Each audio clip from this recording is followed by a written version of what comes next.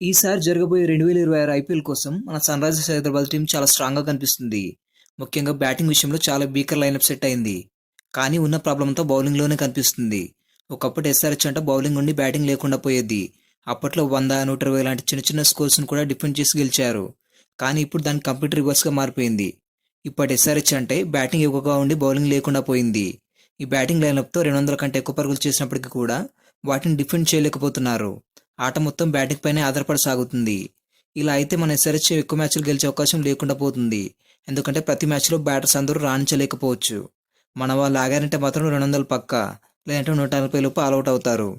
కాబట్టి బ్యాటింగ్తో పాటు ఇటు బౌలింగ్లో కూడా రాణిస్తేనే ఛాంపియన్స్గా నిలవడానికి ఎక్కువ ఛాన్సులు ఉంటుంది. గతంలో కూడా 2016లో ఎస్ఆర్హెచ్ కప్ గెలవడానికి ముఖ్య కారణం కూడా బౌలింగే.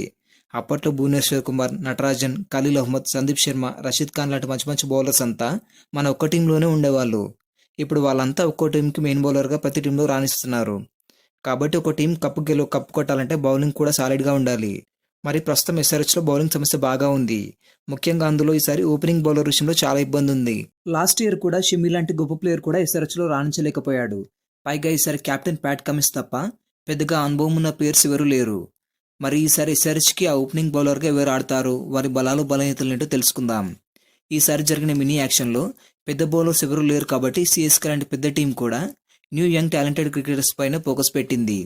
సేమ్ ఎస్ఆర్హెచ్ పరిస్థితి కూడా ఇలానే మారింది.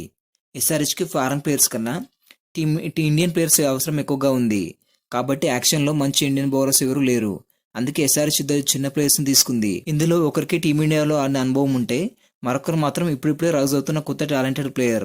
ఇంతకీ వాళ్ళు ఎవరంటే, ఒకరు శివం మావి, మరొకరు ప్రబుల్ హింగే. ఇందులో ఓపెనింగ్ బౌలర్గా ఎవరు సెట్ అవుతారో తెలుసుకోవాలంటే ముందుగా వాళ్ళ ట్రాక్ రికార్డ్స్, రీసెంట్ ఫామ్ గురించి తెలుసుకోవాలి. ఈ లిస్ట్లో ముందుగా శివం మావి గురించి తెలుసుకుందాం. శివం మావి, ఇతని పూర్తి పేరు శివం పంకజ్ మావి. ఇతను 1998లో ఉత్తరప్రదేశ్లో జన్మించాడు. ఇతను right arm fast medium bowler. ఇతని పేరు అందరికీ పరిచయమైంది మాత్రం 2018 ఐసీసీ అండర్-19 వరల్డ్ కప్లో మాత్రమే. ఆ టైంలో శివం మావి ఫేస్ బౌలింగ్కి చాలా గుర్తింపు లభించింది. అలాగే 2018-19లో కూడా విజయ్ హజారే ట్రోఫీలో సౌరాష్ట్ర టీంపై హ్యాట్రిక్ వికెట్లు తీసి అలాగే ఇతనికి ఇంటర్నేషనల్గా కూడా టీమిండియాలో ఆడిన అనుభవం ఉంది. ఇతను తన మొదటి డెబ్యూ మ్యాచ్ని జనవరి 3, 2023లో శ్రీలంక టీంపై ఆడమైతే జరిగింది. టోటల్గా అతను ఆ టైంలో 6 మ్యాచ్లు ఆడి 7 వికెట్లు మాత్రమే తీశాడు. కాకపోతే అందులో అతని బెస్ట్ మాత్రం 22 పరుగులు ఇచ్చి 4 వికెట్లు తీశాడు. అలాగే అతనికి గతంలో ఐపీఎల్ ఆడిన అనుభవం కూడా ఉంది. అది ఎప్పుడంటే 2018లో కోల్కతా నైట్ రైడర్స్ తరఫున తన మొదటి మ్యాచ్ను అయితే ఆడడం జరిగింది. టోటల్గా అతను 32 మ్యాచ్లు ఆడి 30 వికెట్లు తీశాడు. ఇందులో అతని బెస్ట్ మాత్రం రాజస్థాన్ రాయల్స్ టీంపై 21 పరుగులు ఇచ్చి 4 వికెట్లు తీశాడు. ఇందులో అతని ఎకానమీ 8.71గా ఉంది. కాకపోతే ఇతను ఇంజురీ కారణంగా ఎక్కువగా ఇబ్బంది పడుతుంటాడు. ఇతను 2023లో కూడా జీటీ టీంలో ఉన్నా కూడా అవకాశం దొరకలేదు. అలాగే ఇతని 2024లో ఎల్ఎస్జీ టీం తీసుకుంది. కానీ ఆ సీజన్లో అతని ఇంజురీ కారణంగా ఆడలేకపోయాడు. ఇక ఫైనల్గా అతన్ని 75 లక్షలకు ఎస్ఆర్హెచ్ టీంలోకి ఎంట్రీ ఇచ్చాడు.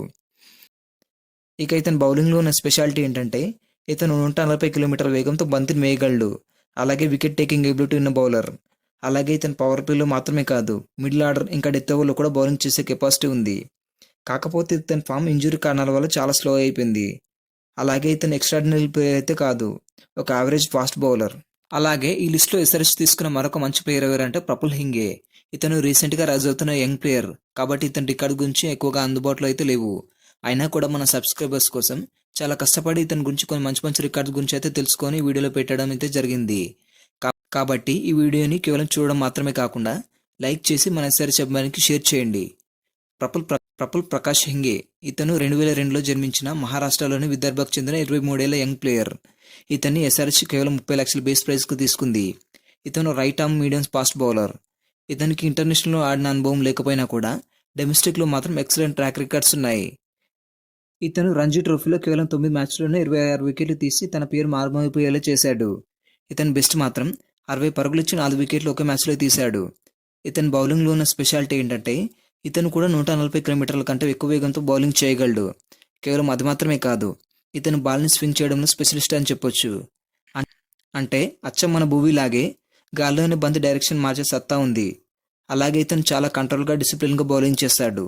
అంటే ఏదైనా ఒక మ్యాచ్లో వికెట్ తీయలేకపోయినా కూడా రన్స్ మాత్రం ఇవ్వడు. అలాగే తను కన్సిస్టెంట్గా మంచి మంచి యార్కర్స్ కూడా వేస్తాడు.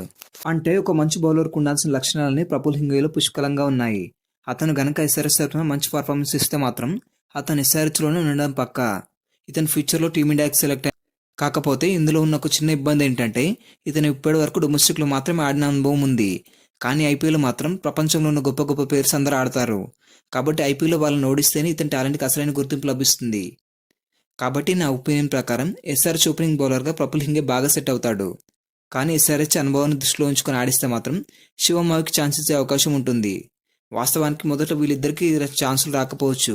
ఎందుకంటే ఓపెనింగ్ బౌలర్గా మ్యాక్సిమం జయదేవ్ ఉనాద్కట్ ఉంటాడు. అతను మంచిగా రాణించలేకపోతే వీళ్ళలో ఒకరికి ఛాన్స్ లభిస్తుంది. మరి ఇదంతా విన్న తర్వాత ఎస్ఆర్హెచ్ ఓపెనింగ్ బౌలర్గా ఎవరు సెట్ అవుతారో కామెంట్ చేయండి.